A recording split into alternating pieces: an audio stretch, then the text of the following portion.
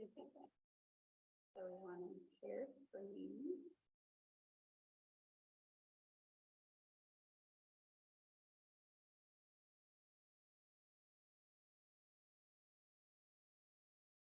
So that's what will be on the screen for anyone at home. Okay. And what I'm gonna do, I'm gonna get my. And We can monitor. so I can monitor the chat because like I tried to do it in front of it and it's all it is, Kathy told me later, it's your face right in the middle of it. And then also learning that, share it so that the people at home.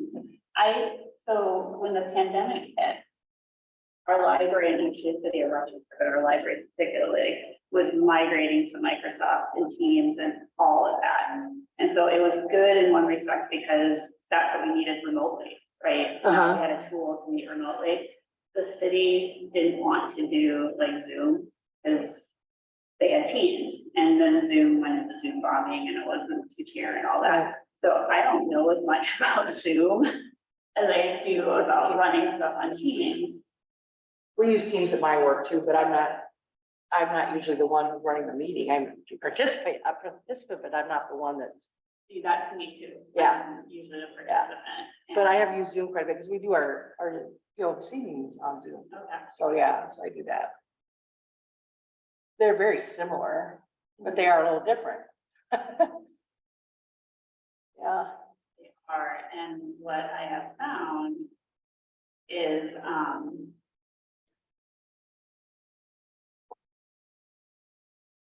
we know how to, like, just so far.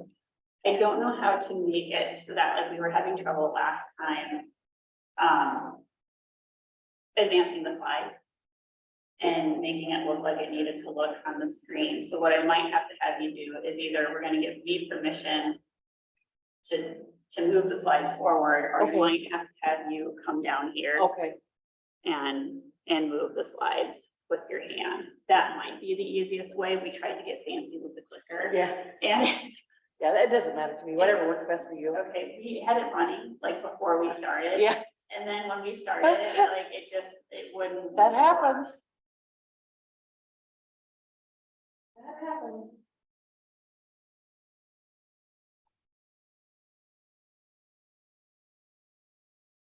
We should keep my phone up here too, so I can keep an eye on it. I have no idea. I didn't like do the whole presentation, because I usually just kind of go through my outline and, Sure, you know. give you this as thank you. oh, And then if I could, I can write down an address. They want to send a thank you. okay. Well, thank you. You have an address. Yes, that I I can can do send that. it to. You already have my email. You want my phone number too, or do you have that? I think I have that. Great. So they're looking for like a mailing address. Okay. That's very nice.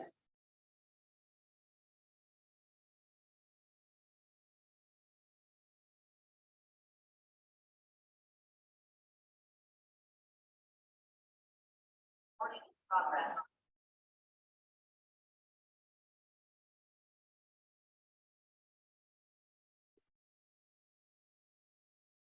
Thank you. Thank you very much.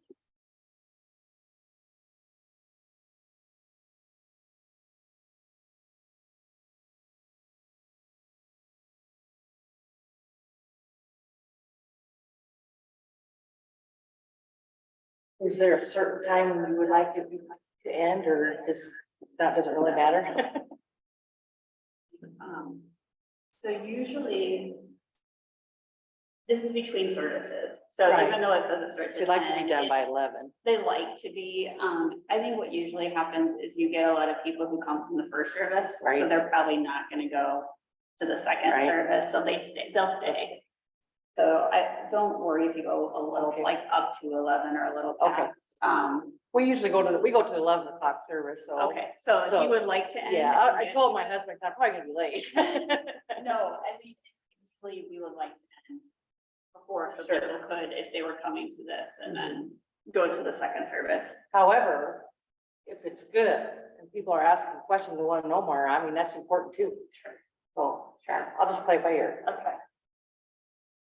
And Feel free to interrupt me anytime. Okay, I looked at, so every time it's like my list gets longer, because I learn something every time I help with one of these. What I found out is that, well, first we added this, which is really helpful because people in the audience Sure. couldn't hear. Sure. When people start asking questions from the audience, people at home can't hear. So So if you could repeat it, Okay. it's kind of awkward Yeah. sometimes, but if you can remember to repeat it. I actually thought about that this morning. Yeah, Yeah, yeah. that's a good. I didn't think about that, and, what I will try and do is I type them into the chat too. Okay. I don't know how many people at home. Look at the chat, but, I think they do, and then I'll monitor the chat for questions. Okay, sure, okay, And make sure I get it that way, that sounds because good. what I end up doing is I end up muting at home Mm. and then Pastor Kirkland told me, so you can, in Zoom, you can mute people, but you can't unmute them. It has to ask them to Yeah, unmute. that's true. So, and I guess that for legal, because I'm sure if someone purposely muted themselves, maybe they don't want to be unmuted because something's going on that they don't want recorded. Yeah, that's true. And sometimes you have to use that feature as. Yeah, yeah, I think I've only had to do it once. I don't like to, but. yeah. Yeah, so, all right, so I've made myself co-host. Usually we've had 2, 3, 4 people on joining us Okay. online too. That's good.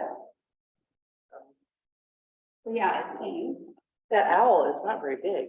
it is not, but it is That's cool. amazing because it really picks up, and the display, it doesn't show, but it really picks up. You can kind of see it here. So it's picking up our conversation because it's recording, but you see it showing. It's showing, to like the audience and stuff. Sure. And doesn't it turn like whoever's speaking? It does, yeah. I know, it's pretty interesting. So does this part get edited out when it gets? So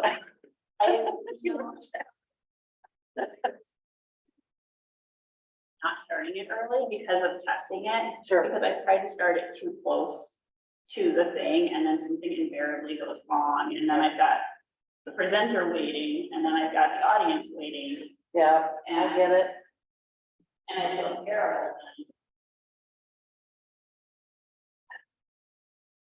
Well, that didn't take too long to get ready. I didn't know how long it would take. Yeah, that was actually There's the. no clocking. There used to be, and there is. It's 9:49. Yeah.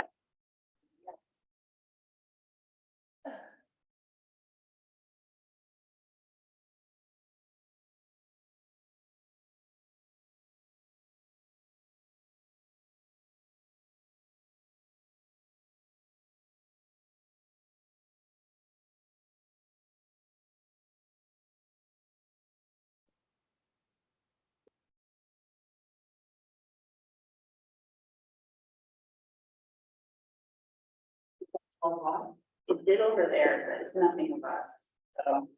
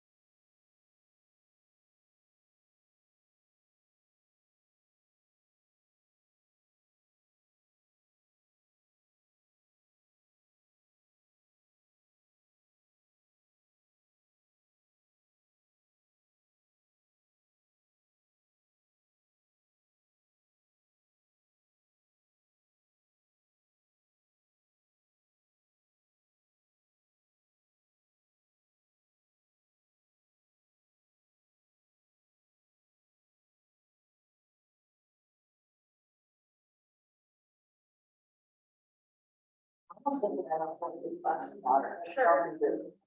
My throat is there. I just find it in the kitchen. Oh, yeah, you're right.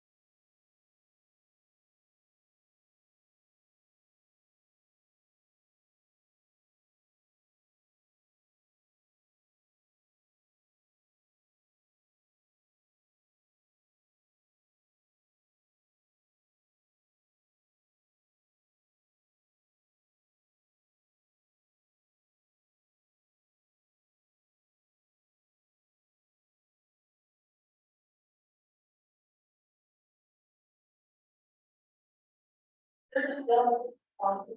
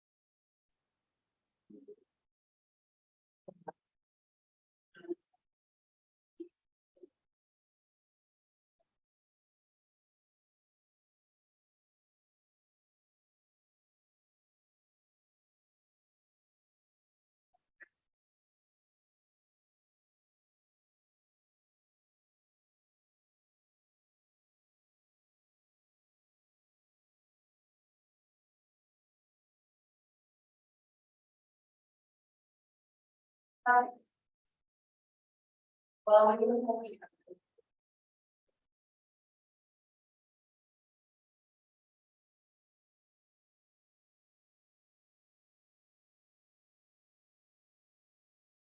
on that.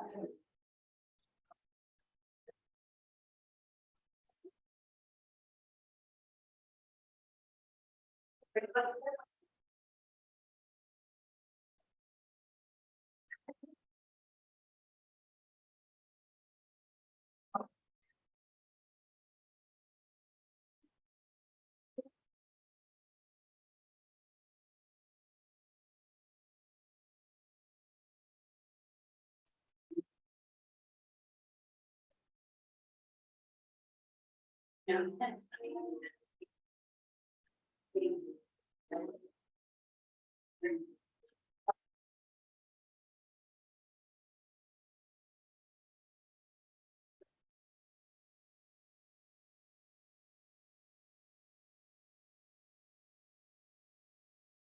Mine's mostly.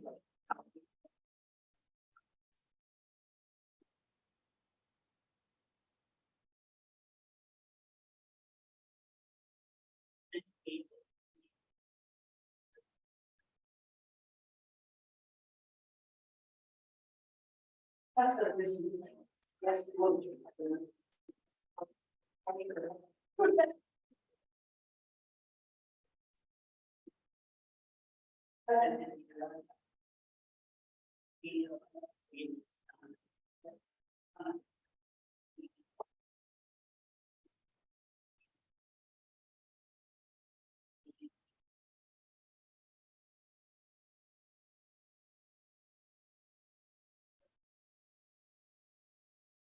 Wow.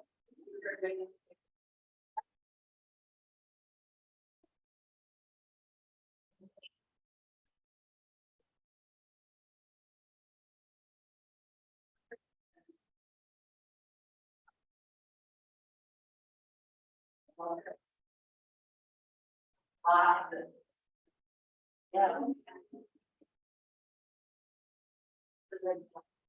Yeah.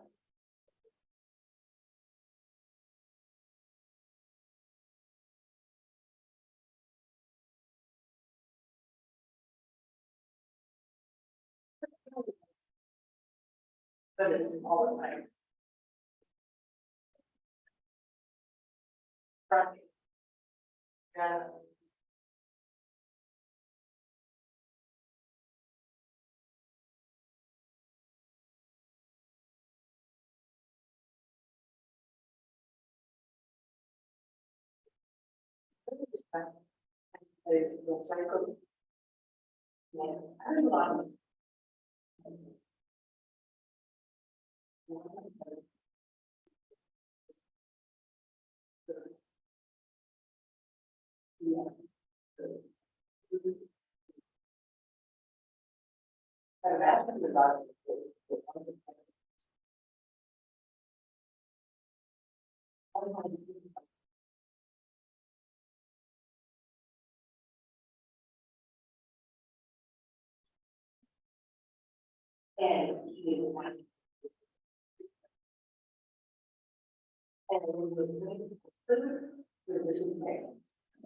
People were, they always said, it's not. Stay and the third something.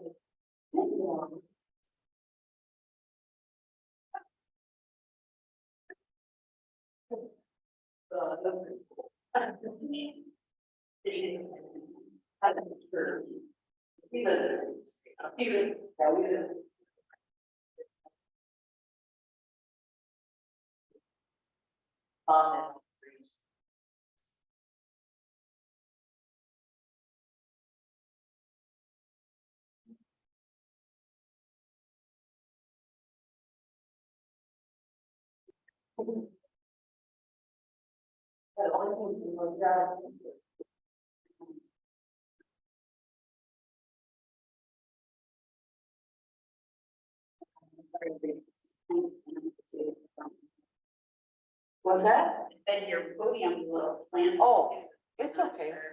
I didn't even notice. Yeah.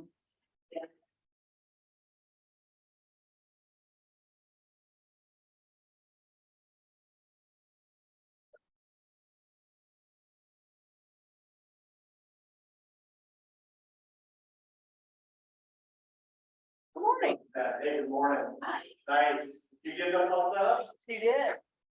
She did great. Believe it, no, I just ran the office and opened the door. You're good. Yeah, I caught, power upstairs. Good.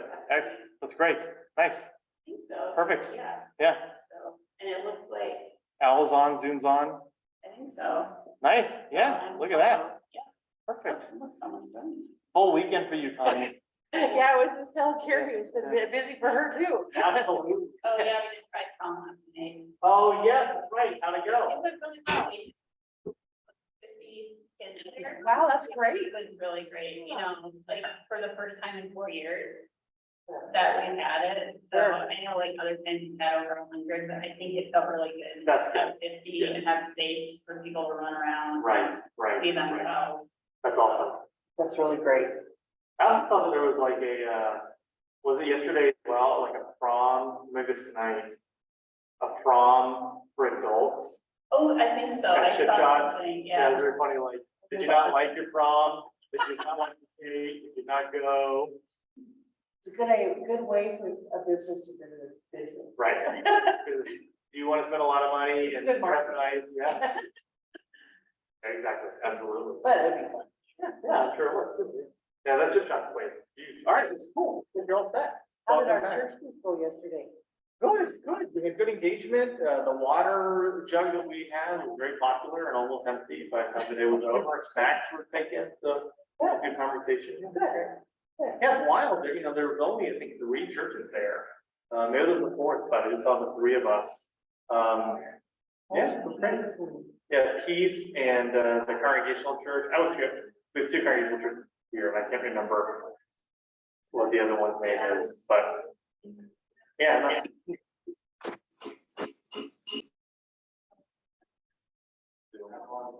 Just Zoom. Just Zoom. I'm glad you brought this. Thank you. I brought my. Yeah. I'm waiting to. It doesn't hurt, right?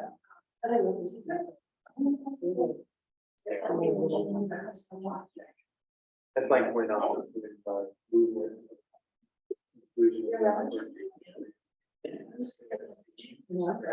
Soul project, soul, it's hard, you and I, and someone. This is what And you can get the travel show. I can tell you. Yeah, Chat. and that's not even. Hi, Jack, I'm Chat. Chat. Right, that's all right. Yeah, nice to meet you. I want to have to hear. Chad's new. Wonderful. Yes. Yeah.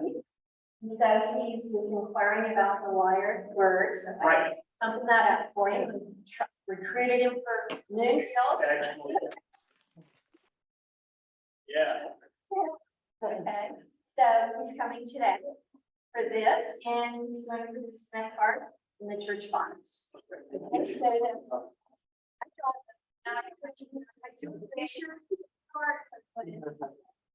We have 3 people online. Oh, great. Sounds good.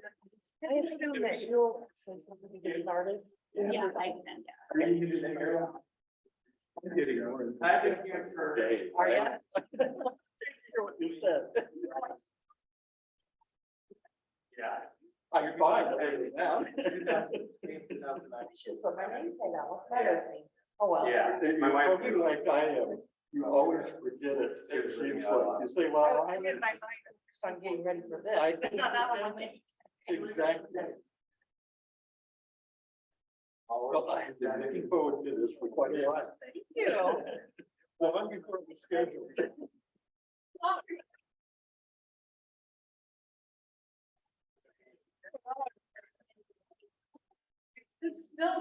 And we should still do that, yes, yes, we should. That's, Well, if you get busy with something, you just forget about I it. have dropped the ball Oh. completely, Yeah. not only you, but a dozen other people. So- They're all good. I don't know, maybe that's what getting Yeah. old is for me. Yeah. Well, I'll have a seat. Okay. Yeah. If you like, writing out a license. Value. Yeah. You know, get a background. Or your reflection, No. so it's kind of, you know. Not right now. It's type of way. No, I get it. So kidding. Yeah. Does that make any sense? Probably not. Yeah. No. I think they would be trying to fit them in. Anyways, it started in like Oh, yeah. early, late eighties. Still, I don't know. There's no person. Have you ever heard of living witness doctrine? Yeah, basically, the theory behind living witness. applies to different things that We really do. find this person. This person been told this person, and this person passed on this. And they believe that they're the only ones that, you know, they're the original church, they, you know, just some say things happen. Yeah.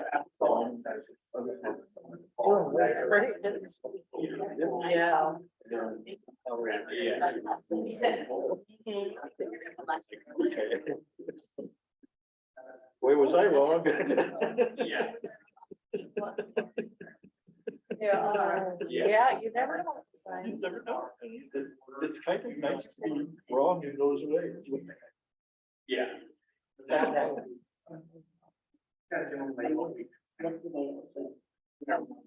No idea how many people. So. Yeah. I kind of love it, but I also know. Yeah. People that say, well, Yeah. maybe go put bills, it's just kind of like, well. Oh, that's the thing. Yeah. I said, why would they do that? Been there, done that. Yeah. And that's part of the situation.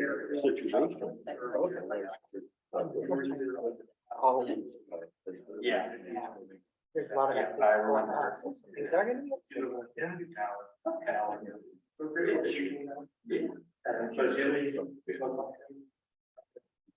Something else going Oh, on. yeah. And Yeah. And You're gonna shoot against the front. Yes. Okay, it's gonna be really good. Gary is one of our leaders here. Hi. Oh, okay. Yeah. Yeah, I did. Have you been in Rochester long or? 5 years. Yeah. My wife grew up here. Oh, that's my husband. Yeah, your husband. I was over here and we've been here. Good. Oh, okay, yeah. Good. Yeah. Where did you move from? California. Honey. Yes. It was Yeah. complicated. Yeah. Yeah. But, yeah, she was living in Portland. And she moved up to Calgary because that's where I was. And then for economic reasons, we moved down here. Basically, wow. She couldn't get her nursing license up in Canada. So then she had it down here, so she, why not move back home? Close to her family, so that's nice. That's how we moved back to Yeah. your family. And I'm Connie. Yeah. Good to meet Your you. name? Chad. Chad. Connie's our presenter today. Okay. All right, so what I'm gonna do is I'm gonna go upstairs and call her so that people know we're ready to get started. Some more will come. Yeah. And then, do you need coffee or anything? You good? I'm good. All right, cool. All right. Thank you. Yeah, you're welcome. Very nice to meet you. I'll be Yeah. back. I'll send you more people. Okay. Yeah, he's better at it than me. For some reason, pastors seem to have a little more authority and more influence. Usually. Ask a couple people. Thank you. Sometimes no people don't want to talk. Right, true. Yesterday we're at Juneteenth and.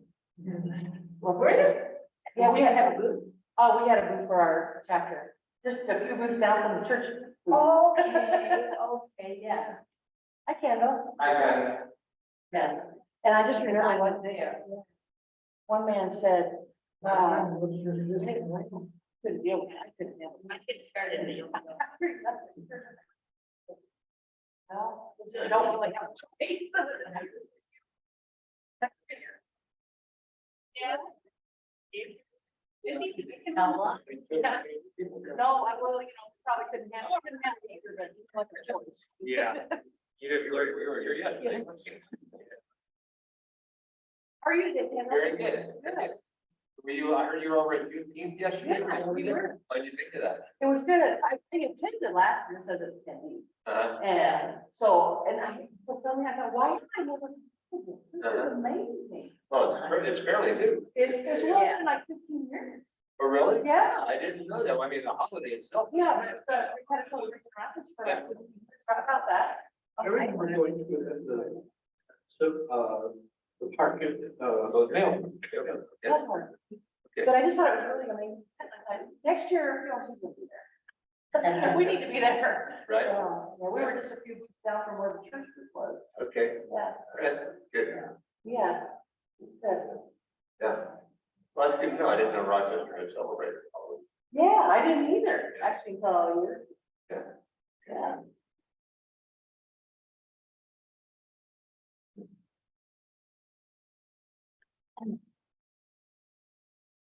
Yep. So I went. I'm up here, Yeah, yeah, I did too, I got everything about, been down there. yeah. It's a good music. They did. And I went home and started. With my mom. Oh my, where were you going to? I was Michigan.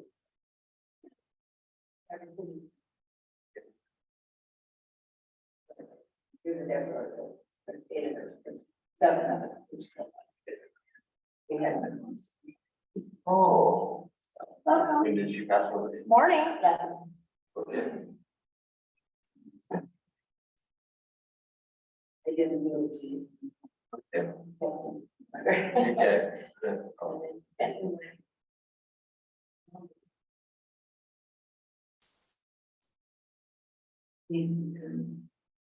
Husband. Woman.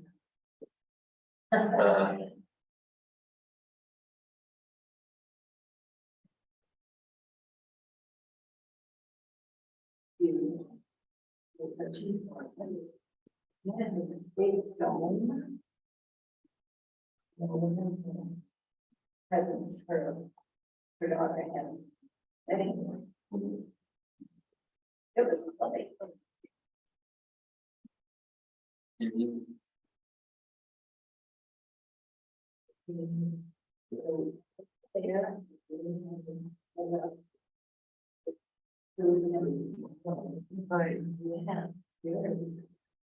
We had about, I took pictures of it, and what was found, we had about.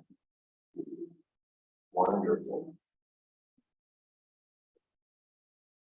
I really love, Yeah. somebody is over like that, there's fear and fear of people, and they're, yeah, that may be. Yeah. They, it was nice. Nice celebrations, but that is not too severe, must have been the holidays. Mhm. It really is long. Because, it's, oh, they, I don't see it there. Oh, really? Okay. Very right. Fucking missed. Yep, I missed that, so we won't get it. Yeah. I have a sweater that I want to get around the back.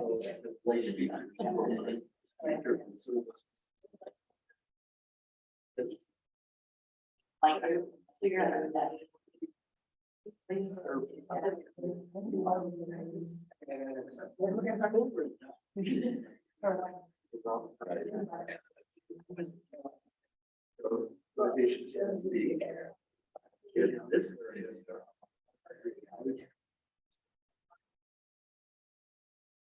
Yeah, that's right.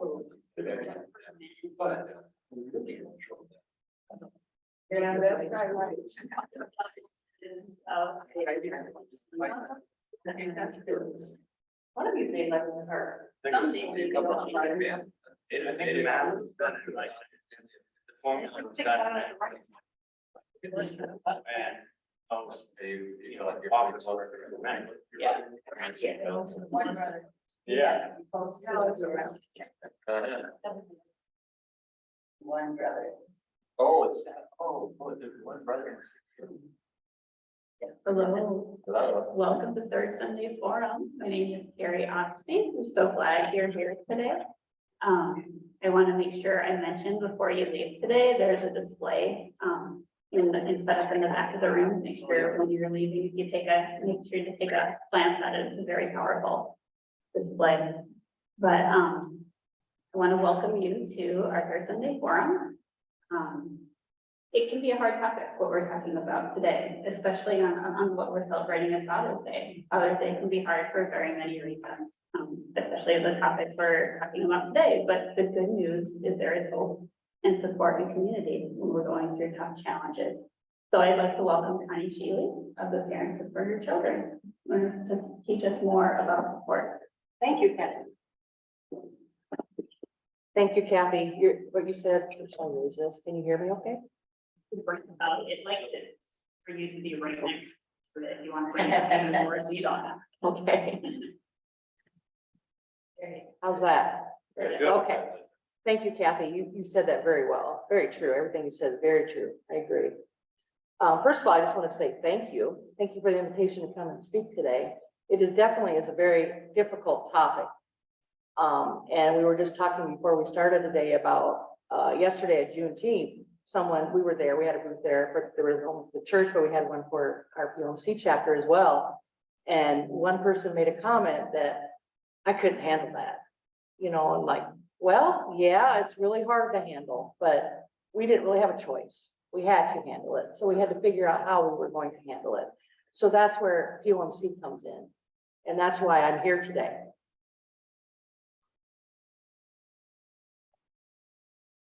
So if you were to ask me, what was the worst day of your life? That'd be an easy question to answer. I would say it was October 12th, 1999. That was the day I got a phone call from my mother. I was at work. And first of all, that was unusual for her to call me when I was at work. She just didn't usually do that. And as soon as she opened her mouth, I knew something terrible had happened. I could just hear it in her voice. And she said that she got a phone call from the apartment manager of the apartment complex where my brother Joel was living in Kansas City, Missouri. And the manager said, a male body has been found in your son's apartment, and we think it's your son. That was the notification. And yeah, that was not good. That's a whole other story. I'm not going to take time to talk about that today. It's not advancing. It was working before. I know.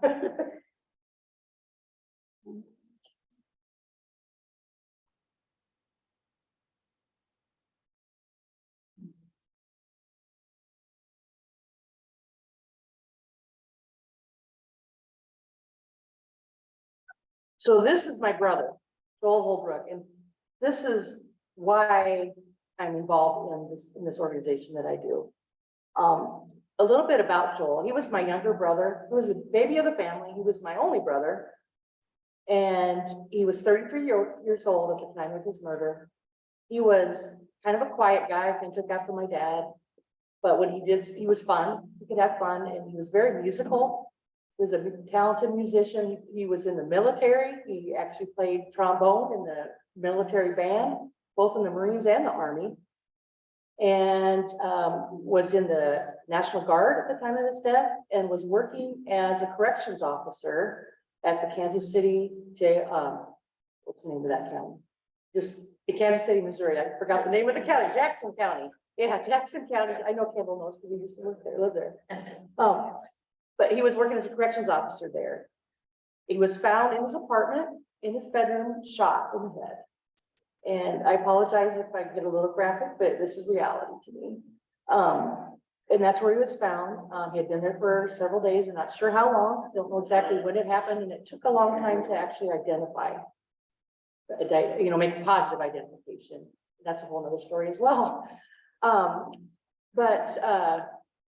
And to this day, his case remains unsolved. We don't know who did it and why. And to me, that's the hardest question I have is who would do this and why? It doesn't make any sense to me. So that's just a little bit about Joel. Going through this terrible experience, I found 3 things that really helped me to survive. The first thing was my family. We supported each other. We just kind of helped each other get through this. What are we going to do? And this and that. As the oldest sibling in the family, I took it on that I was supposed to take care of my parents and, take the leadership in this situation, which didn't necessarily need to do that, but that's what I did. The second thing is my faith in God, and God's strength and God's love made a huge difference in dealing with this. And the third thing that I found that has been very helpful is this organization, Parents of Murdered Children. I'm just going to refer to it as POMC because it's shorter say. And Parents of Murdered Children really helped me a lot. I want to talk just a little bit now about the impact that this experience had on me. I have a really long list, so I might have to cut it or shorter. It changed me forever. The first few months or so, or several months, I was really in a state of shock. Just kind of was walking around in a daze, nothing seemed real. Just like I was in a dream. I had a lack of concentration, had a really hard time focusing at work. I made mistakes at work because I couldn't concentrate. I had difficulty sleeping. I would have nightmares. I would wake up thinking this didn't really happen, or I would wake up and think I saw Joel in the room with me, but then I would, become more coherent and realize that he wasn't there. He might have been actually, but I didn't see him. I have various emotions, everything from anger, sadness, I would be anxious, I'd be depressed. And it seemed unreal to me, and it really took a long time to make it seem real. And part of the reason for me, I think, was because of what happened, we really had no choice but having cremated. So we never got to see. And so that made it harder for me to really accept that he really wasn't here anymore. And the fact that it's unsolved as well doesn't help either. This really damaged my sense of trust and security. I still have trouble with that. And at the time, especially in the beginning, I didn't ever want to be alone. And when I was alone, I'd always have the doors locked and the windows locked. And I still, that's important to me. You can ask my husband, Mike, who just walked in, he'll tell you. I'll say, did you lock the back door? Did you shut the garage door? I do that. Don't I, Mike? Yeah. And he's gotten a lot better about it. I would be afraid, sometimes even to the point of being paranoid. It makes you realize that life is really, on earth, is really uncertain. You never know when something's going to happen. I remember one time I scolded a coworker of mine that I was working with at the time. He was a younger guy, and he just was talking about, yeah, I was just on the phone with my mom. And when he hung up, I said, did you tell your mom you loved her? Well, no, she knows. I said, tell her you love her. You gotta not get to tomorrow. I would do things like that just because I didn't want that to happen to someone else. Sometimes other people will treat you differently. They might say things. I believe that most people are well-meaning and they mean well, but first of all, they don't always know what to say. So sometimes they don't say anything. And sometimes they'll say things that are hurtful and insensitive. One thing that sticks out in my mind is I remember someone saying, a good Christian person would say, oh, he's in a better place now. I'm like, and I just wanted to say, especially at that time, I wanted to say, I know he's in a better place now, but he's not supposed to be there yet. It's too soon. So those kind of things really aren't helpful. Other people don't understand it. If you haven't been through something like this, you don't truly understand what it's like. So sometimes, yeah, I know how you feel. My dog died. And I'm like, oh yeah, that's the same thing. Or people expect you to get over it and move on. But I'll tell you, you don't ever get over it. You learn how to deal with it, how to cope with it, and how to survive. And you never really move on from it, but you move forward. There's no such thing as closure. I hate that word when you hear news stories about murders and stuff. They say, well, the family has closure now. I'm like, no, they don't. There might be a closure on the case. There might be closure on what happened. There's no closure on your loved one. Your loved one that doesn't get close. So that word, we don't like that word. But it really does change a person forever, and it makes you look at things differently. Everyday occurrences take on a different meaning. I've softened a little bit over the years. It's been 23 years now, but it's more sensitive about certain kinds of jokes. Nervous out about guns. So he was shot. So I never did really like guns. I just don't like guns personally. And so they make me nervous. And I remember one time in the first year or two after it happened, I was in the part of town in Rochester where the Rochester Police Department shooting range is, and I heard the gunshots. And it scared me. I'm like, what is going on? I didn't know that their shooting range was in that location. So that was one thing. And I remember on the first New Year's Eve after it happened, I went to a New Year's Eve party and people started popping balloons. And this was only like 3 months later. And I just remember just getting frightened and like stiff, and I just wanted to go home. I did not like that. And that first Christmas, we got together, our whole family was kind of get together. My parents wintered in Arizona and we were all gonna go down and have Christmas together. And Joel had already bought his plane ticket and he wasn't there. But we went out for dinner one night and they were playing music and the song Blue Christmas came up. We were having a good time and then we heard that song come up and our mood just changed. I don't like that song anymore. Blue Christmas by Elvis Presley. Sometimes I'm afraid I'm gonna forget the sound of his voice or his laugh, and I'll make a conscious effort to really think back, what did he sound like? So that's hard. I really don't like violent video games and movies, TV shows, because murder's not entertainment. It's not, and it's made as entertainment now, and I really don't like that. I really do miss my brother. An important part of our family is missing. Every family get together we have, he's not there. He's not there at the important events. And it makes me sad that he never got to meet my husband, Mike, because we started dating not long after that, about a year after that happened. And they would have been good friends. I think they would have really got along. So that makes me sad. I really don't understand how anyone can make a conscious decision to violently take the life of someone else. I just can't even fathom that thinking. So I've had a firsthand experience with crime as a co-victim. Is it, and these things are not supposed to happen to you or to someone that you love or someone that you know. You just see them on TV, you see the news stories, you see them in entertainment, but they do happen. They do happen. I haven't had as much experience with the criminal justice system just because our case is unsolved. And I've attended trials with some of my friends, other survivors, but myself, I have not. This kind of experience can also cause a financial impact because there's funeral expenses, like with any death. You have to take time off work. There's travel expenses. Maybe you need to go see have counseling, attend trials. And especially when they happen in a different area. So like my brother, I lived in Rochester at that time, I still do. And he was murdered and living and murdered in Kansas City, Missouri. So that's not like in Byron, you have to take a whole day just to get there. So there's travel involved. So those are a lot of the impacts that it had. So hope that wasn't too long. Okay, now It doesn't, it falls It's not- asleep, I guess. That's not advancing. All right. So the next, I just wanted to share some statistics with you. As we all know, that murder has really become a common occurrence in this country. It happens far too frequently. And really, in my opinion, one murder is too many. But it happens every day, multiple times every day.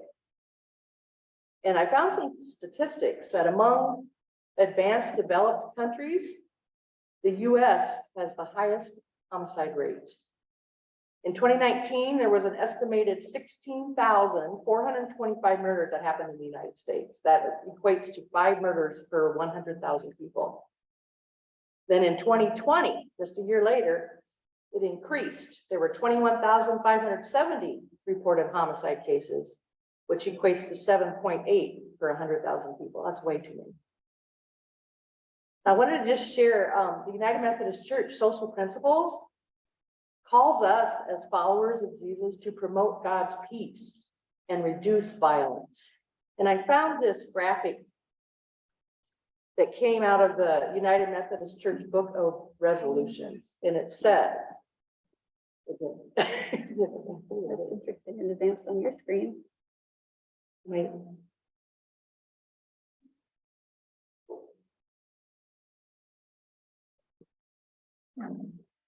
I'll read the quote and then hopefully you'll be able to see it.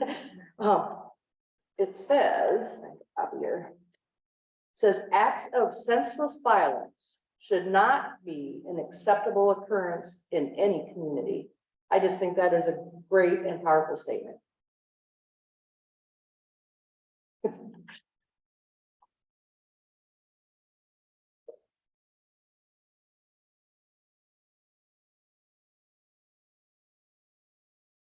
There, okay.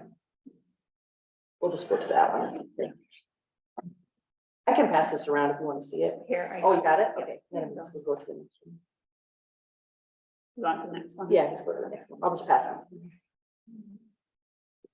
You'd like to look at it?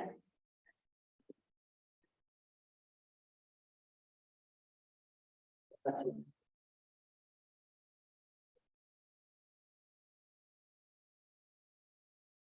Not up there about here. It's on every other screen. Okay, so let me tell you now a little bit about what POMC is. So POMC stands for Parents of Murdered Children. It's the organization, it's a national organization that was founded in 1978 in Cincinnati, Ohio, which is where our national office is located. It was founded by some parents. The first set of parents were Bob and Charlotte Hollinger. Bob is a retired Lutheran pastor, and his wife, Charlotte. Their 19-year-old daughter, Lisa, was murdered. She had gone to Germany as an exchange student, and a former boyfriend had followed her there, trying to get her to come back, and she wouldn't go back to him, so he killed her. And so they didn't know what to do, how to cope with this. How do you cope with this when someone murders your child? So a Catholic priest connected them with some other parents that he knew, and they just started meeting in their living room, and that's when it all started. So they call themselves Parents of Murdered Children because they were parents. Since that time, it's open to all loved ones. So we've added the tag for the friends and families of those who have died by violence. So it's for family members, all family members, friends, loved ones, and anybody you love. That's how it all started.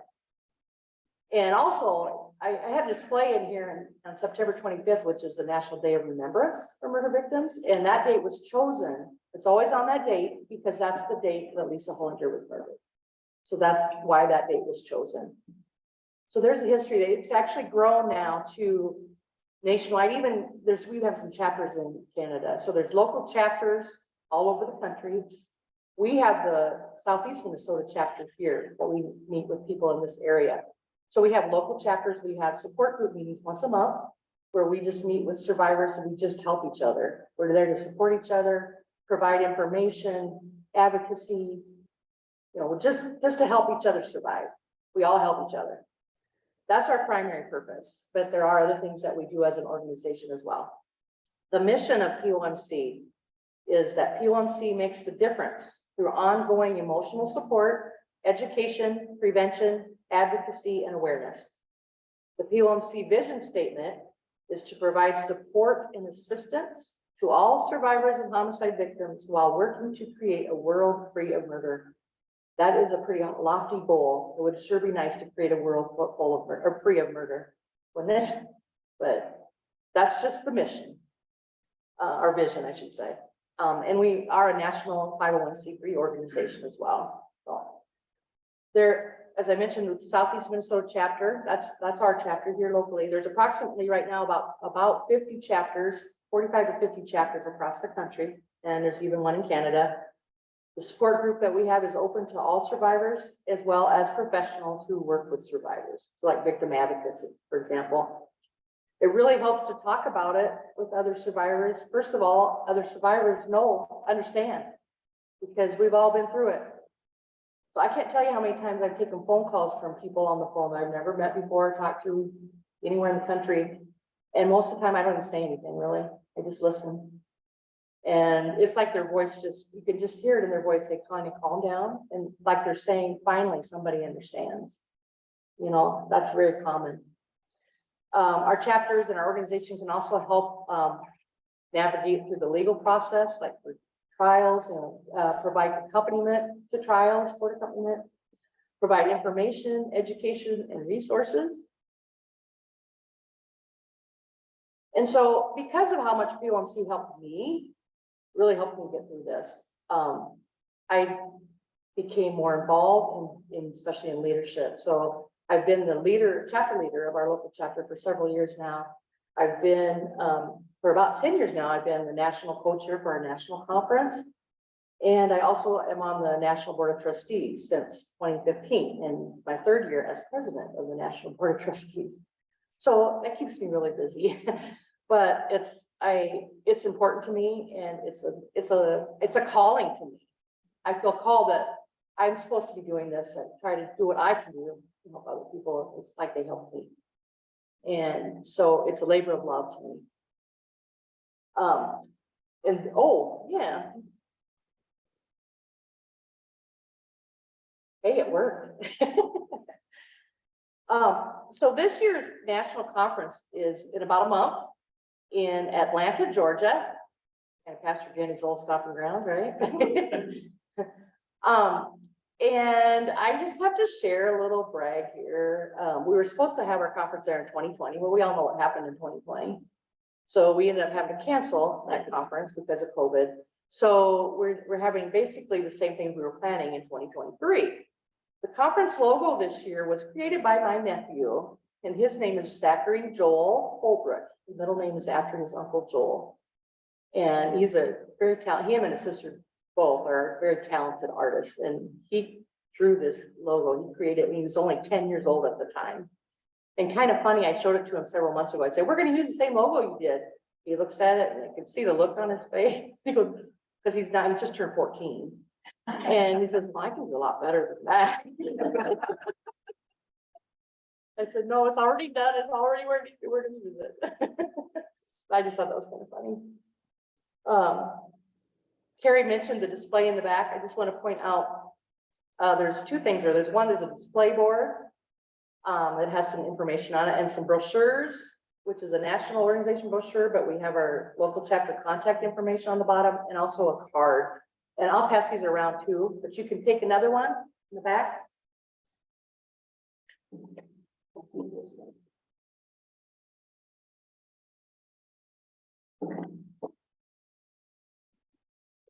Feel free to take one. If you know someone that maybe could benefit, that should know about our group, take 1, 2, 3, however many you think.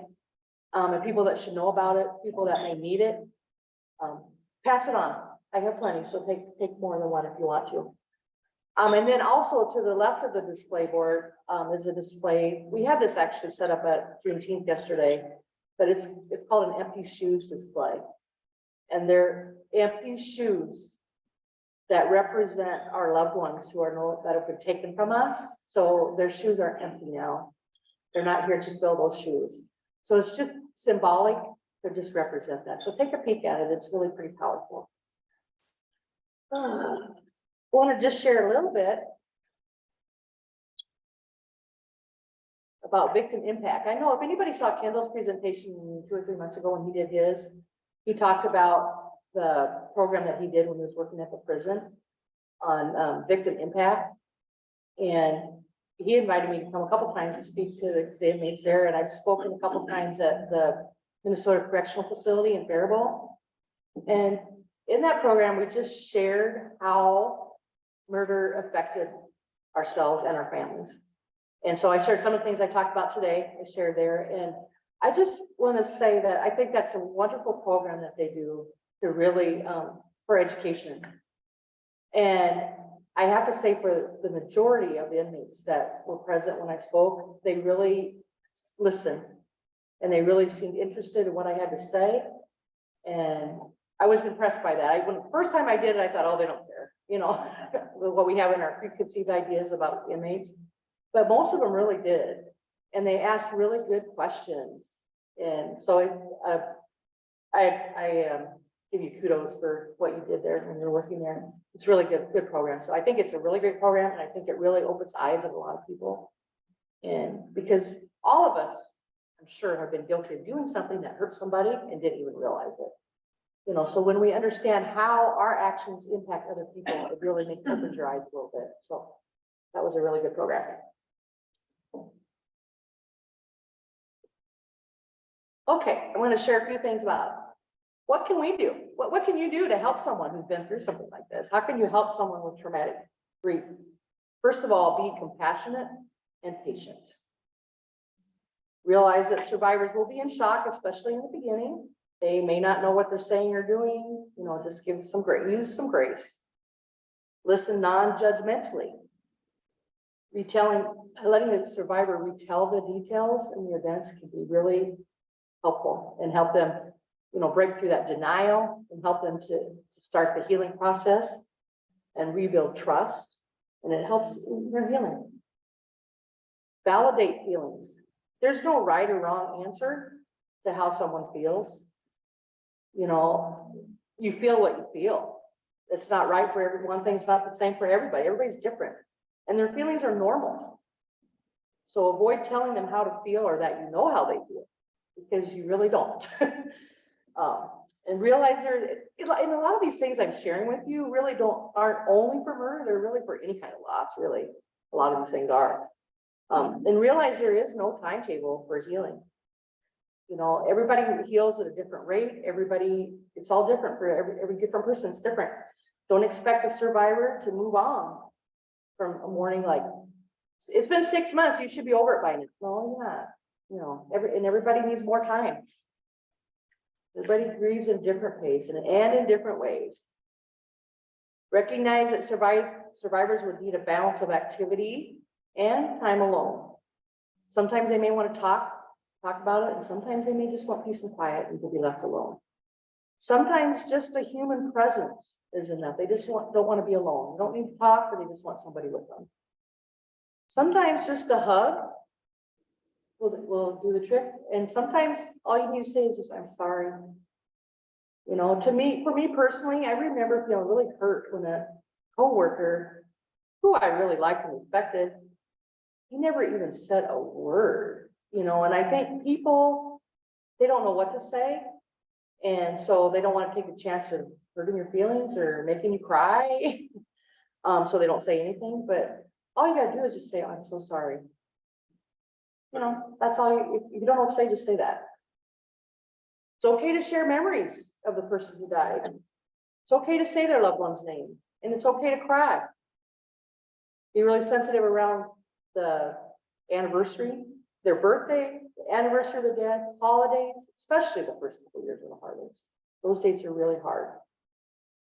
Offer practical help, and it's best to just say something specific like, can I bring you a meal?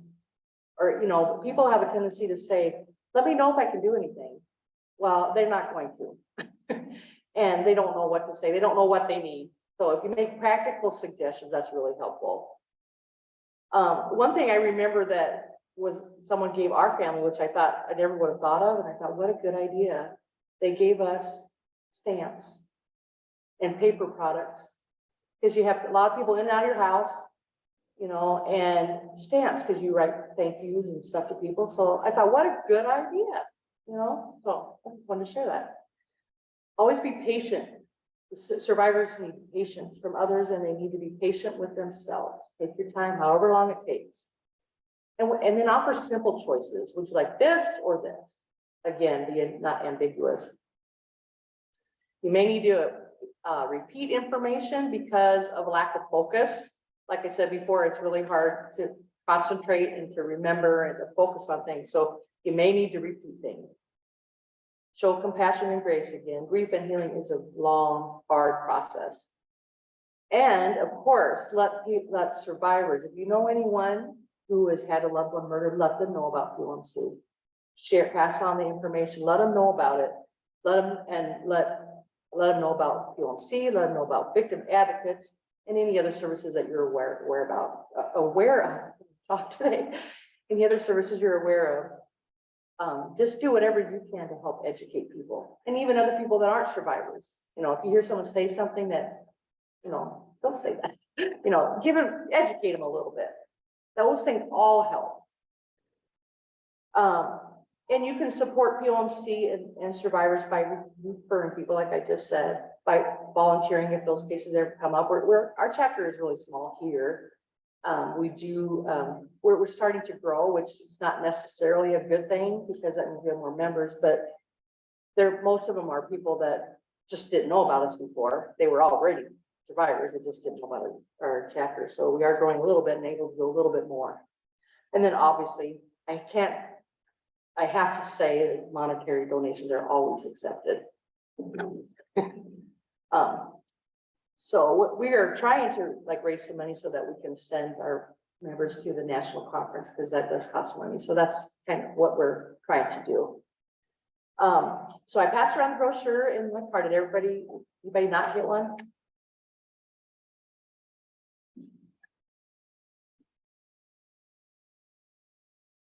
Oh, I forgot to advance the slide, sorry. Does anybody have any questions they'd like to ask? Yes, Kendall. Well, first of all, thank you, Connie. Before I knew Connie was part of the same church I was a part of, I looked out for parents and worked for their children to find someone to come into the prison. She did a wonderful job and brought in other people who had lost children or family members. And then we ran into each other at annual conference. I'm like, what are you doing here? So it's neat that the community had and how powerful the story was that she shared, and the other ladies that shared that for the men to hear that, and for all of us, everyone to hear that story that really it takes to go in and to share that. So appreciate that. And just a question, in Joel's murder, is there any theories, or do you have any idea that, you think what might have caused this murder, or who? Okay, so for those of you online, Kendall was asking in regards to Joel's murder, if we have any ideas of what happened, or if I have any ideas.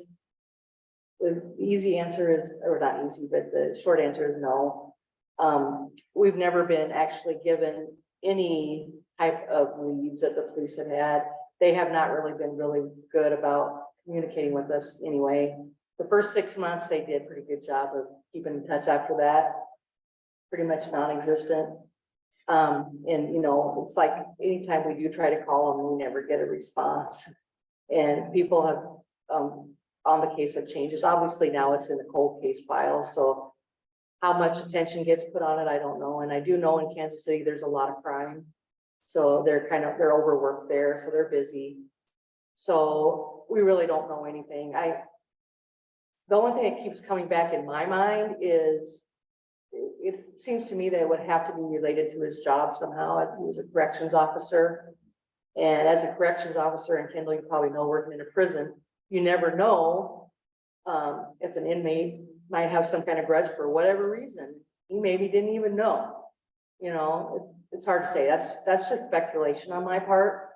But we were told by the police that they did interview people that he worked with and people in the jail, and they didn't come across anything. But that's the only thing I can think of, because I mean, he was such a laid back, nice guy. I can't imagine that anybody would have a reason or want to murder him. So that's all I know. So that's a good question, though. Thank you. Got a question online. Let's get in the chat. Let me see if I can unmute.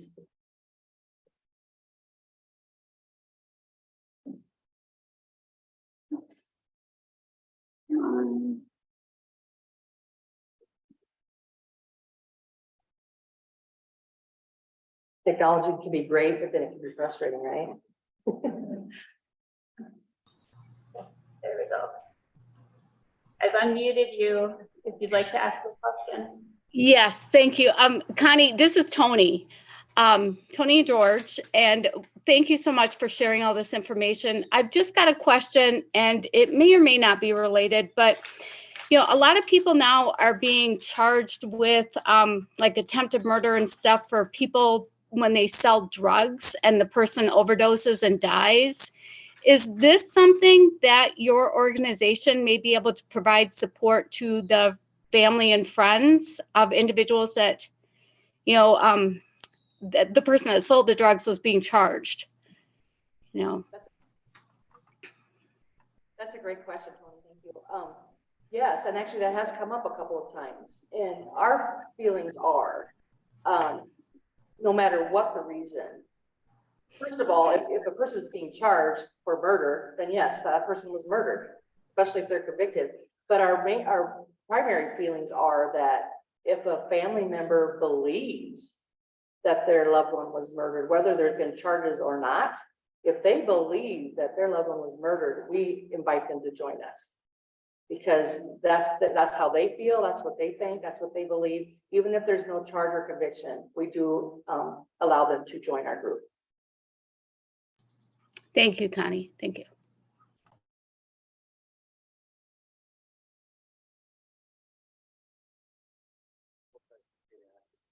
What's your favorite memory? He asked, what's my favorite memory of my brother? That's a good question. I have a lot of them actually. And it's okay to ask questions like that because like I mentioned, we want to talk about our loved ones and we want to share that and we want to remember the good memories. I don't want to remember how he died. I want to remember how he lived. And I'll share a couple, if that's okay. One was Christmas time. We would always go to one of my grandma's house, my mom's mom. She would always, on Christmas Eve, the family would come there and she would get someone, she had a Santa suit, and she would get someone to dress up as Santa and come and she'd have little gift bags for everybody to hand out to everybody. Well, one year, in my family, we stayed at her house because we're the only ones that didn't live in the same town. We lived in different towns, so we had to stay overnight there. So one year, the person that was supposed to be Santa got sick and he couldn't do it. So my grandma said, Joel, would you like to do it? Could you do it? And so he said he would, and he took on the challenge boldly. And so I helped him get ready and everything. And he was like, I want to see if I can fool everybody because they don't know who I am. And he did a great job.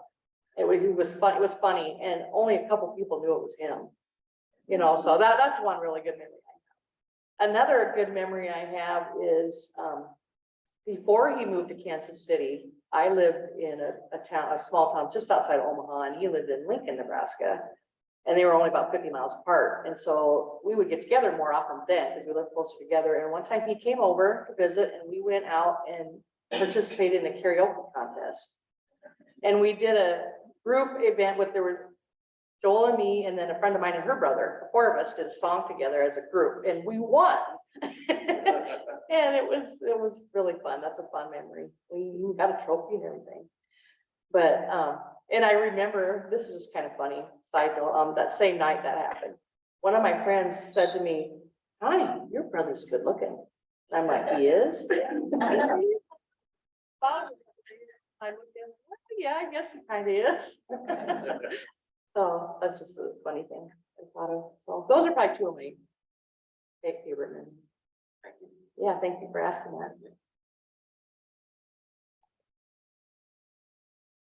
You said that you don't like to see violent movies or violent video games. I remember one of them.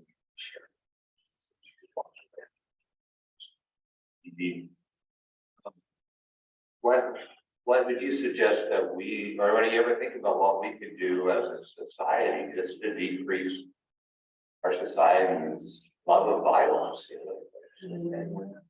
Yeah, he asked about the murder and entertainment, and what can we do as a society to decrease that interest in that? That's what he asked, right? That is a really good and loaded question. I'm not really sure what the answer is to that. What POMC has had a program called MIND for short, that stands for Murder is Not Entertainment. It used to be a little more active than it is right now, but we've done things like, here's a good example that I see. It's not uncommon to see organizations or whatever putting on murder mystery dinner theaters. Those are offensive to me. You know, they're making it a game out of killing people, and I do not like that.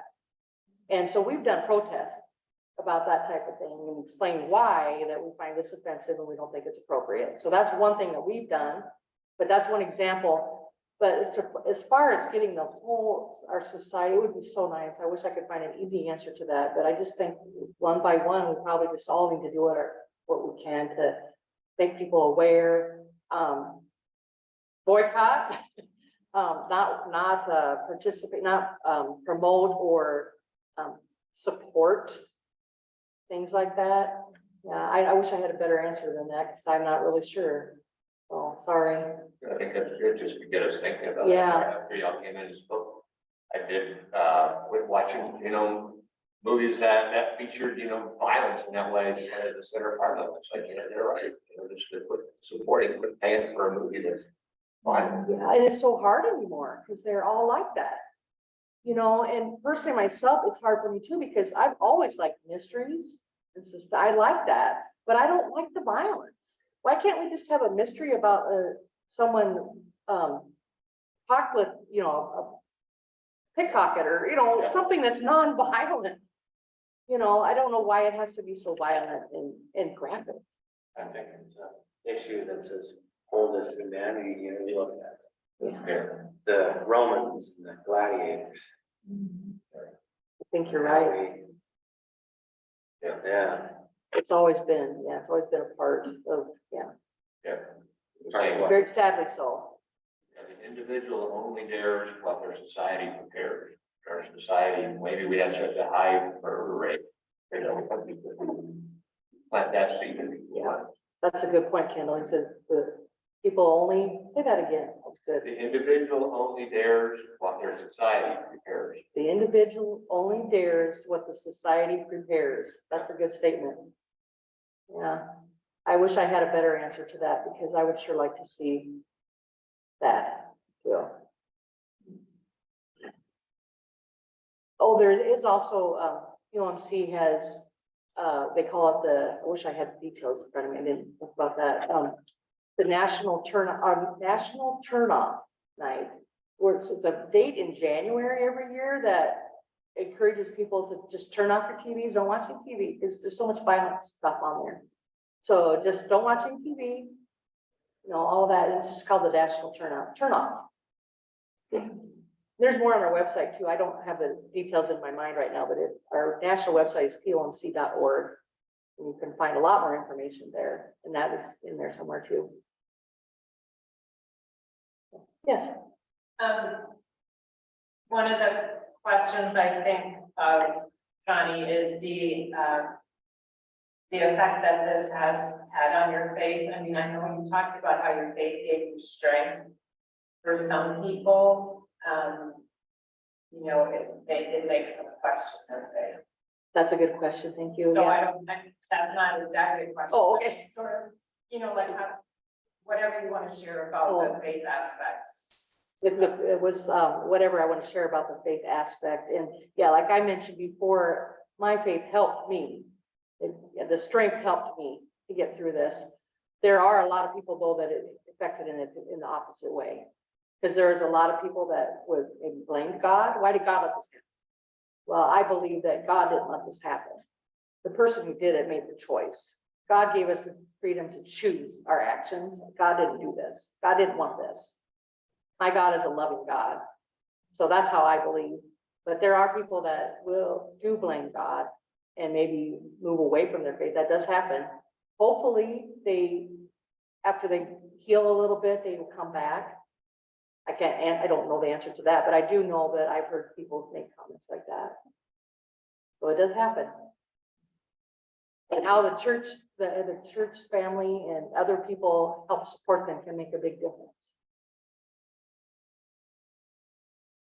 Because I know sometimes, this is something I just popped in my head too. I know sometimes there's judgment that goes along with it. Like I know people that I've met through POMC that, for example, one woman I know, her daughter was a prostitute. And so people judge her like she was a bad person, she deserved it. She didn't.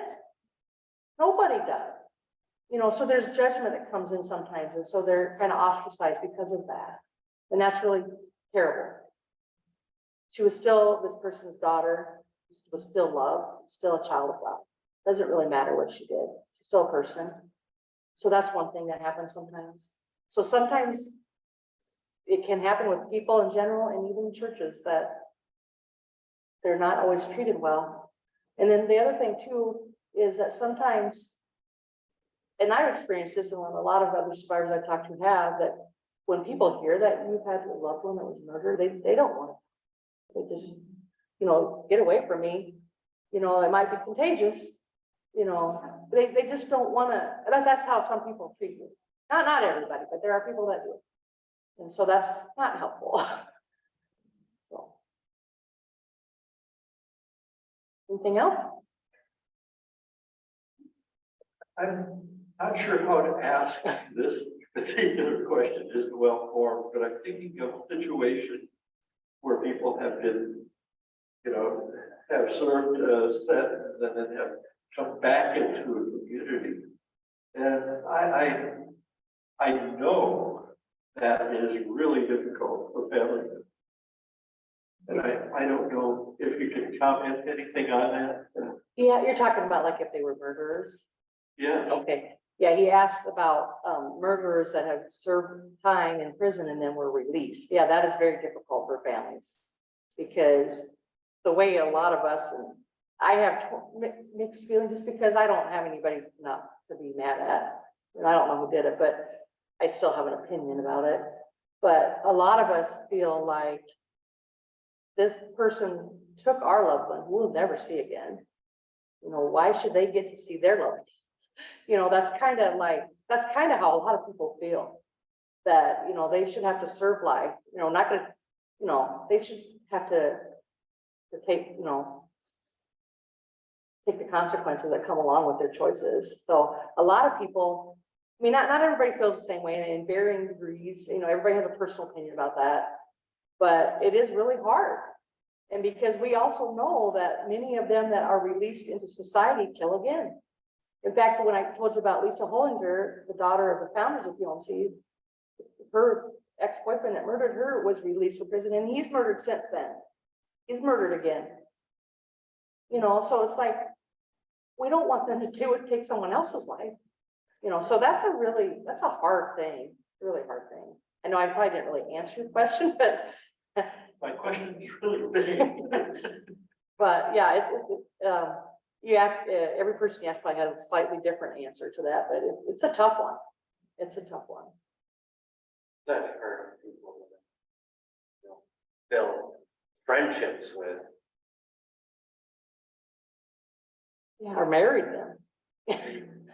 I Yeah. haven't heard of that, but I have. so I guess that illustrates how personal it is. Right. To me. Very This is true. something I have no understanding of. But, yeah, I have to say, I'm sorry. I was gonna say, whatever your answer is, it's not wrong. Okay, yeah, whatever the answer is, it's not wrong. It's right for you, right? Yeah. Yeah. One thing that I a little bit torn on that too, because as a Christian, we're taught that we're supposed to forgive. And I like in restorative justice, you do, but that's, to me, it's really different when we're talking about murder. But, so that's a hard thing. It's a hard thing. How do you forgive someone that murdered your loved one? That's a hard thing. So, and I can't do that really if I wanted to, because I don't know who that person is. But- Restorative justice doesn't have to include forgiveness. Right, that's true. What the hope of restorative justice is that the person that caused the harm will learn from that and never do it again, and make it at least so that act they committed something not to do. That's true. And that's the hope. That person, the family may never forgive, but at least they can know, at least they learned, and my loved one, that won't be repeated over and over. So that must be really hard to see that person going on murdering and that. That's a good point, Kendall. I'm going to repeat that for those online, that he was just talking about, that restorative justice doesn't exactly require forgiveness. That's right. I didn't really say that right, Colin. But it helps them to accept responsibility and accountability for what they did, and hopefully not do it again. So, yeah, thank you for clarifying that. That's true. So, did I answer that question or address that question? Okay. Anything else? Well, and, different ministers would comment on this in different ways. My personal thought about the forgiveness piece is that I don't feel like God requires us to forgive I mean, that's really God's area in terms of, you know, looking at people and it's God's role to judge. I mean, I think for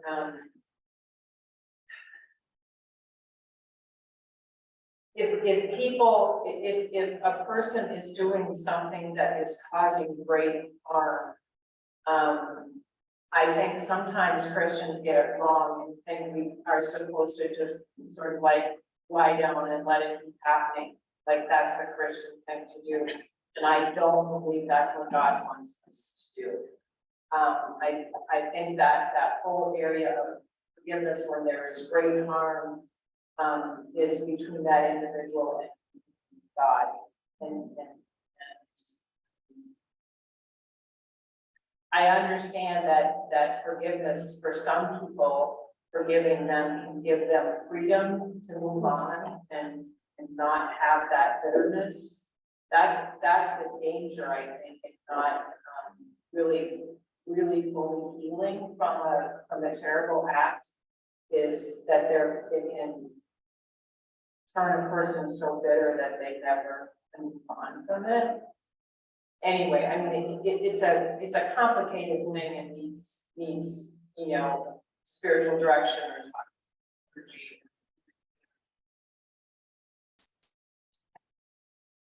Those are talked. That's very true. Yeah, and I think it's different for everybody. Yeah, I just reflecting on it, I think it's important to separate it into two aspects. Both personal and within things, sometimes our personal relationships and response and our societal. And we can take a very strong stand against some negative things in society and stand up for it, which is similar. I mean, there's some carryover, but when somebody harmed me individually, I have a responsibility in my thinking for me to deal with that in a way that's helpful for me and if possible for the other person, that individual. But as a society, I'm not going to condone or accept, as you were saying, how we need to challenge what's happening in society in movies and things. So there is, I think we need to keep, but at least be aware that there's a individual component, but also social or societal component. And it can be the same, but often not. They move in different directions, and we react to them differently too. And he was just saying that there's an individual component and the society component. That's very true. Thank you for pointing that out. Do you have a question, Lynn? Well, I want to personal question that I'm curious struggle with accepting himself since your brothers has not been Solved. Thank you. So you're asking if I struggle with personal acceptance because it's not solved? Yeah, you don't sound resentful really, from my perspective, but just curious. With the person who did it, or just for me? For you. Okay, I struggle because I should repeat the question. So she wanted to know if I struggle or have resentment because his murder case is unsolved, basically what you asked. Okay. I struggle because I don't know. I have too many questions that have not been answered for me. And I would like to know who did this and what made you do this? So that's a struggle for me. That's probably, after this many years, that's probably my biggest struggle. And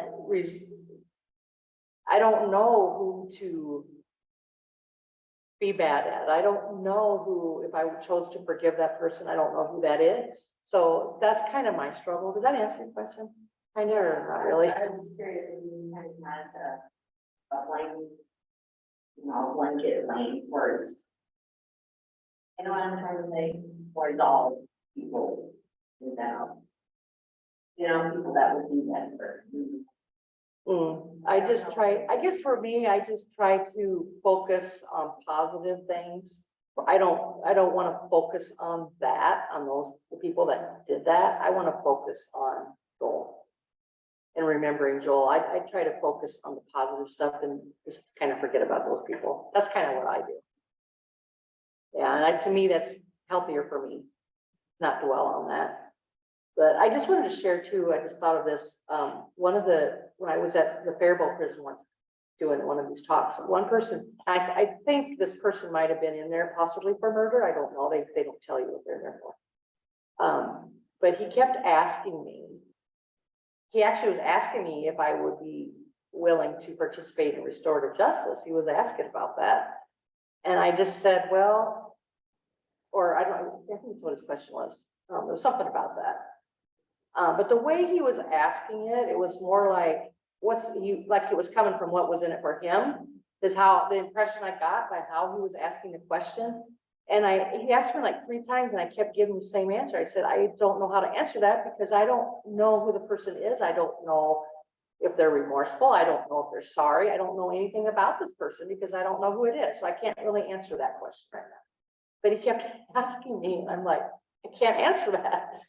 You know, that's one thing that stuck out to me with one of those talks I've given. Probably the most negative person that participated.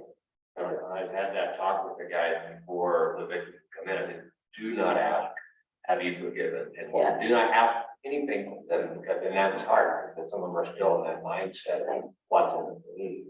They've got to go beyond that and realize this is about me learning to change me, not me trying to get you to do something. Right. Got to be for the right reasons. And I have to say, Kendall, I was really impressed by the behavior of the inmates in the program that you were leading. It was really, they were very respectful and it was really good. But that's a good thing to say to them. It was good. Well, I think I've covered everything else that I had to talk about unless anybody has anything else. Thank you. Thank you all for coming. I suppose talk, Was I that? suppose these talks don't get into the time either. Well, they get a little, I'm just not a public speaker. Oh, I know. You can get me up there, blah, blah. But they're fair for you.